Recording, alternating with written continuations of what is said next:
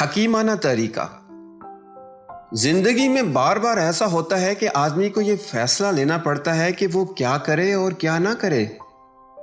ایسے مواقع پر فیصلہ لینے کی دو بنیادیں ہیں، ایک یہ کہ کیا درست ہے، دوسرے یہ کہ کیا ممکن ہے، یعنی what is right, what is possible.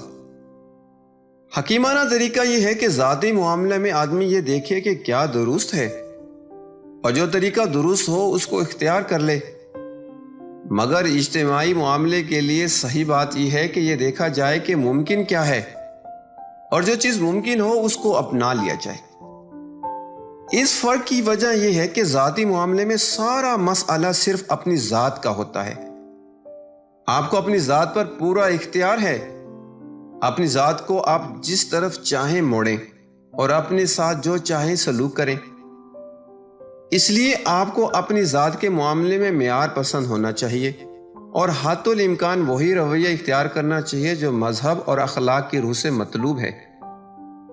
مگر اجتماعی معاملے میں آپ کی ذات کے ساتھ ایک اور فریق شامل ہوتا ہے، اس خارجی فریق پر آپ کو کوئی اختیار نہیں۔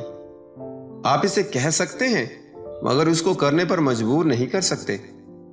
ایسی حالت میں عقل مندی کی بات یہ ہے کہ اجتماعی معاملے میں ممکن کو دیکھا جائے، دو صورتوں میں سے جو صورت عملاً ممکن ہو اس پر اپنے آپ کو راضی کر لیا جائے۔ ذاتی معاملے میں درست پر چلنے سے زندگی کا سفر رکتا نہیں، وہ برابر جاری رہتا ہے، مگر اجتماعی معاملے میں ایسا کیا جائے تو فریق ثانی کی مخالفت فوراً آپ کے سفر کو روک دیتی ہے۔ اب سفر کو ملتوی کر کے ساری طاقت نزاع کے محاذ پر خرچ ہونے لگتی ہے۔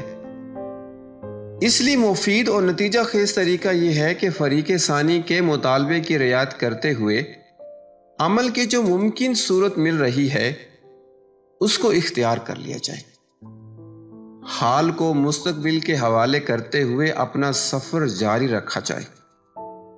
یہی اس دنیا میں زندگی گزارنے کا حکیمانہ طریقہ ہے۔ مولانا وحید الدین کی کتاب زندگی۔